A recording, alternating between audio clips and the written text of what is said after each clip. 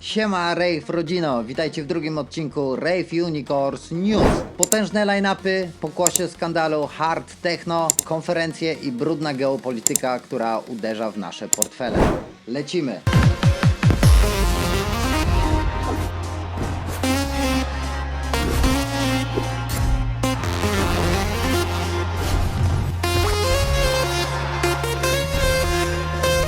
You're watching Rave Unicorns. Zaczynamy od Włoch. Kappa Future Festival w Turynie odsłania karty. Armin van Buuren, Solomon czy Maceo Plex. To absolutny top line-up marzeń techno i trance w niesamowitej scenerii Park Odora. Wydarzenie odbędzie się między 3 i 5 lipca. Kto z Was poluje na bilety? Ja od lat mam to wydarzenie na swojej liście to do, ale chyba niestety nie w tym roku, jak coś to może spontan, zobaczymy. Jeśli byliście w Turynie, dajcie znać w komentarzach, czy ten industrialny klimat faktycznie robi taką robotę jak na filmach. Niemcy też nie biorą jeńców. World Club Dome podało tegorocznych headlinerów: Steve Aoki, DJ Snake, Eric Prydz, Holy Priest, James Hype, Miss Monique czy Stevie Angelo. Frankfurt szykuje się na największy klub festiwal świata. Bilety schodzą jak świeże bułeczki, więc to ostatni dzwonek, aby je kupić. Koniecznie sprawdźcie nasze reportaże z World Club Dome na naszym kanale. Pokazujemy tam cały event od kuchni. A w Dortmundzie świętujemy. Mayday wjeżdża z 35. edycją i przywraca legendarny moment Friends of Mayday. Na naszej polskiej edycji to zawsze punkt kulminacyjny. Koniecznie zobaczcie film z poprzedniego roku na naszym kanale. W tegorocznym składzie m.in. Felix Krüger, Klan Künstler, Lily Palmer czy Paul Elstak. To będzie istotne szaleństwo. Co ciekawe, Mayday rozdaje bilety za kreatywność twórcom treści. Kochasz festiwale i tworzysz? To coś dla Ciebie. Moim zdaniem to znak czasów, gdzie festiwale budują własne armie rave influencerów. Pytanie tylko, czy to nie sprawi, że na parkiecie będzie więcej telefonów niż tańczących ludzi? Co wy myślicie o takim modelu? Sekcja komentarzy jest wasza. Niemcy to nie tylko festiwale i potężne line-upy. Time Warp Mannheim 2026 przyniósł twarde policyjne statystyki. Na 19 000 uczestników odnotowano blisko 200 spraw karnych, z czego większość to narkotyki. Skontrolowano ponad 100 pojazdów i ponad 500 osób. Policja skonfiskowała m.in. 41 gramów kokainy, 38 gramów amfetaminy, 16 gramów metamfetaminy, 203 tabletki ekstazy i 16 gramów MDMA. Dla porównania w 2025 roku wniesiono 183 zarzuty karne, z czego 172 dotyczyły narkotyków. W 2024 roku liczba ta wyniosła 449 zarzutów, w tym 381 za naruszenie ustawy o narkotykach. Pojawiły się też doniesienia o rozpyleniu gazu pieprzowego na terenie wydarzenia. Byliście tam? Czuliście się bezpiecznie? Czy może macie jakąś mroczną historię związaną z Time Warp? Piszcie śmiało. Mamy też tragiczny news z granicy niemiecko-francuskiej. 29 marca nad ranem spłonął Key Club w Kehl. Ogień zajął cały budynek. Ewakuowano 750 osób. Dzięki błyskawicznej reakcji personelu na szczęście nikt nie zginął. Nie są znane przyczyny pożaru. Jest to brutalna lekcja, jak kluczowe są szkolenia BHP i sprawna ewakuacja. Szacunek dla ekipy klubu za uratowanie życia tylu osób. Afera w hard techno, tak zwane Steer Files, nie cichnie. Co ciekawe, niemieckie festiwale jak Nature One i Hive nadal mają oskarżonego Fantazma w reklamach i line-upach na swoich stronach. Po początkowych komunikatach o solidarności jest to dosyć dziwne zachowanie z ich strony. Jak myślicie? Pomyłka czy celowe działanie? W Polsce nie jest lepiej. Audio River i Target One milczą całkowicie. Po początkowych oświadczeniach brak zmian w line-upie czy kolejnych informacji. Fani w komentarzach dopytują, co dalej, ale organizatorzy milczą. Do wszystkich 4 festiwali ponad tydzień wysłałem maila z oficjalnym zapytaniem, co planują zrobić dalej, jaki jest ich statement, ale nie otrzymałem odpowiedzi do dzisiaj. Wydaje mi się, że albo czekają, aż sprawa przycichnie, albo muszą dopiąć sprawy kontraktowe ze starymi artystami i z nowymi i wtedy mogli ogłosić jakieś oficjalne oświadczenia. Być może jest też czynnik ludzki, ktoś zapomniał lub ktoś był zbyt mało kompetentny i nie zdjął tych informacji z internetu. Tak też mogło być. Czas pokaże, co wy o tym sądzicie. Popieracie inicjatywę MeToo DJs? czy w ogóle was to nie interesuje i chcecie powrotu skancelowanych artystów do line-upu. Zupełnie inaczej zachował się projekt Exist.pl. Pokazali klasę po oświadczeniach o solidarności. Ostatecznie usunęli Fantaz z line-upu. I tu zaczęły się schody. Fani wpadli w furię. Oto kilka komentarzy. Gdzie pisać o zwrot za bilet? Szczerze, dumni z siebie jesteście? Dodajecie post teraz, gdzie ludzie się skapnęli, że nie będzie Fantazma i myśleliście, że zarobicie sobie na nich? To jest żałosne. Przykre, że w ostatniej chwili zamieniałem głównego headlinera na Azyra. Szczerze, tak strzelić sobie w kolano to nawet bym nie pomyślał. Co to za oszustwo? Właśnie dla niego głównie każdy kupił bilety, a wy robicie takie akcje. Kurwa, bo inaczej nie mogę. Ludzie kupili bilety głównie z uwagi na Fantazma. Osobiście poradziłem organizatorom, aby dla tych osób dali jakieś zadośćuczynienie lub jakiś krótkoterminowy czas na zwrot biletów. Chyba mnie posłuchali i ogłosili taką możliwość przez 48 godzin. Komentarze były jednak mocno podzielone. Jedni pochwalali decyzję, w tym ja, a inni nie ukrywali swojego niezadowolenia. Zresztą zobaczcie sami. 48 godzin? Wy jesteście poważni? Strzał z bazuki w kolana. Mam cichą nadzieję, że ludzie was zgłoszą do UOKiK. Przynajmniej przyjdą ludzie, którzy chcą iść na Exist, a nie na Fantazm i będzie dobra energia całą imprezę. Kurwa ludzie, nie było zwrotów, chcieliście możliwość zwrotu, dostaliście możliwość zwrotu. Hejt, że za mało czasu. Hatfu na was, 48 godzin? Jesteście zbyt łaskawi? XD. A wy nadal strzelacie sobie w kolano. 48 godzin. Cyrk na kółkach. Z jednej strony wyrzucacie DJ-a z imprezy, a z drugiej strony wciąż wyświetlają mi się reklamy, w których jakby widnieje Exist Press Fantazm. Ci co płaczą, że 48 godzin tylko, to ile czasu wam to zajmie, żeby zrobić zwrot? To pokazuje, jak ciężko ludziom dogodzić i czasem lepiej nawet nie próbować. Ode mnie pełen szacunek, bo żaden z organizatorów nie dał takiej szansy. Brawo Exist.pl. Jedynie co mógłbym zarzucić, to tragiczna komunikacja. Organizatorzy oprócz komunikatu w internecie powinni również wysłać maile do wszystkich osób, które kupiły bilet z informacją o możliwości zwrotu. To byłoby idealne wyjście z tej sytuacji. Co wy o tym sądzicie? Dobry ruch ze strony Exist, czy wręcz przeciwnie? Polska to też nowe eventy. Mayday Poland prezentuje Electronic Pool Session.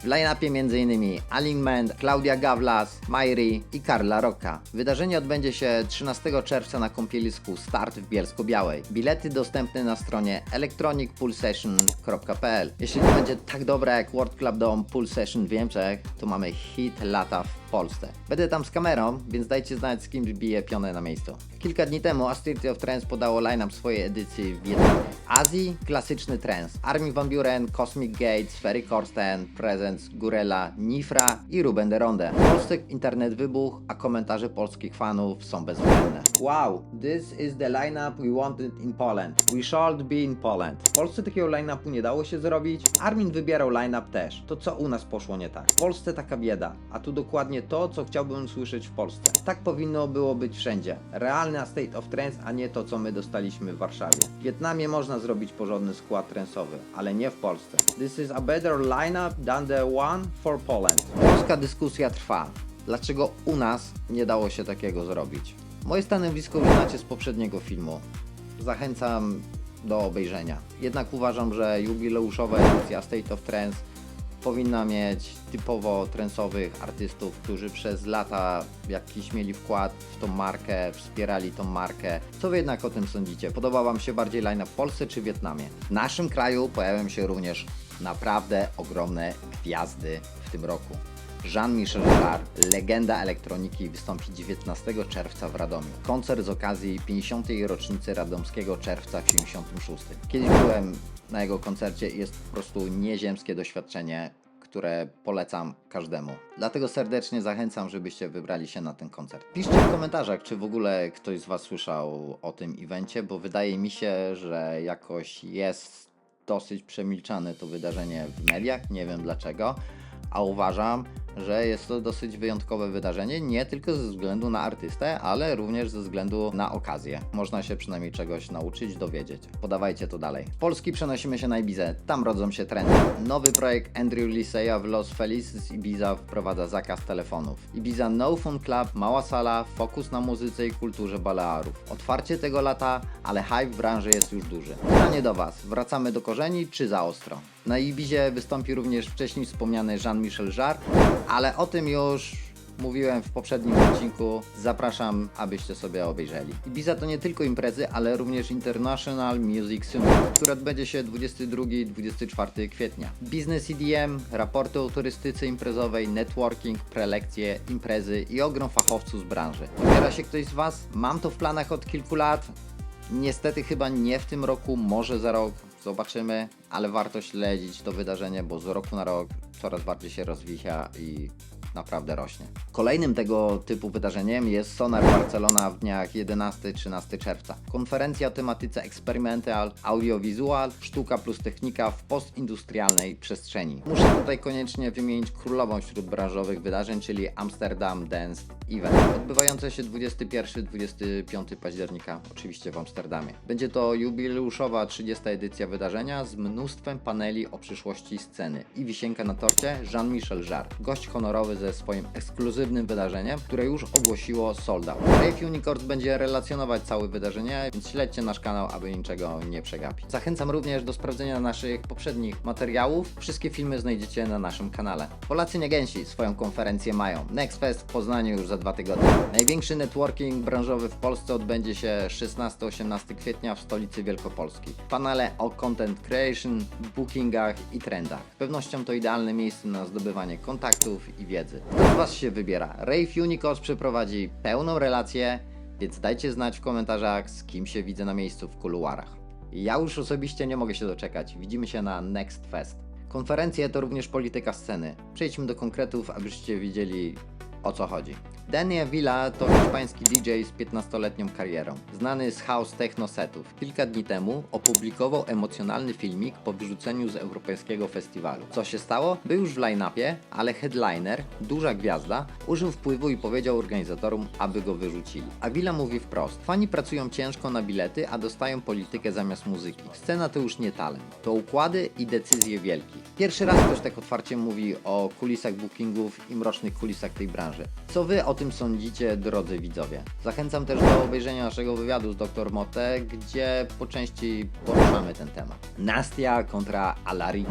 Ukraińska DJ-ka Nastia, znana z technosetów i labelu Propaganda Records, skrytykowała artwork nowego labelu włoskiego producenta Alarico Flirt i epkę Obey. Okładki pokazywały seksualizowane kobiety, ale kontekst po skandalu w hard techno wywołał burzę. Nastia na swoim social mediach napisała, że problem nie jest w grafice, tylko w agresywnych, mizoginicznych reakcjach wobec komentujących kobiet. Alarico po 24 godzinach usunął post i wydał oświadczenie. To osobisty hołd dla ważnej osoby, nie uprzedmiotowienie. Zmieniam artwork, żeby uniknąć nieporozumień. Dla wielu to szybka, rozsądna reakcja. Osobiście uważam, że lekka przesada i nie popadajmy ze skrajności w skrajność. Pytanie do Was. Czy to przesada, czy potrzebne zmiany wizualne w kulturze techno? Co Wy o tym sądzicie? Kontrowersje z Live Nation. Największym graczem Live Entertainment. Jest to firma kontrolująca bileterię Ticketmaster, 78% amfiteatrów w USA i większość koncertów na świecie,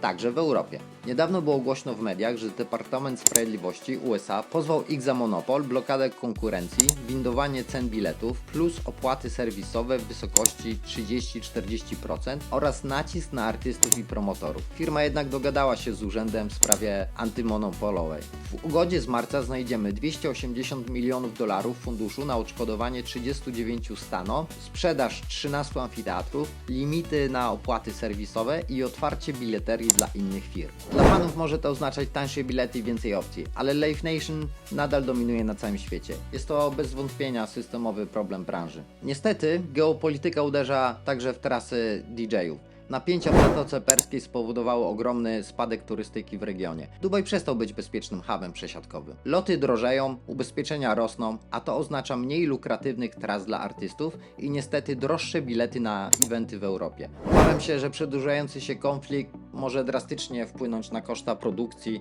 i ceny biletów. Co Wy o tym sądzicie? Czy to ma jakiś wpływ na cenę imprez? Piszcie w komentarzach. Dzięki za oglądanie drugiego odcinka Rave Unicorns News. Jeśli materiał się spodobał, zostawcie serducho i komentarz pod filmem. Chcecie nas wspierać i wspólnie tworzyć to miejsce? W takim razie zostawcie suba i dzwoneczek, aby nie przegapić kolejnych filmów i relacji z Next Fest w Poznaniu. Sprawdźcie nasz sklep z merchem, gdzie każdy znajdzie coś dla siebie. Link w opisie pod filmem. Zapraszam również do kontaktów w sprawie patronatów i współprac sponsorskich. Adres mailowy znajdziecie w opisie pod filmem. Na koniec chcę Wam życzyć wszystkim spokojnych, wesołych świąt w gronie rodziny, wspaniałych imprez, bo jest ich wiele, zawsze w święta wielkanocne, smacznego jajka, mokrego dingusa. Cześć!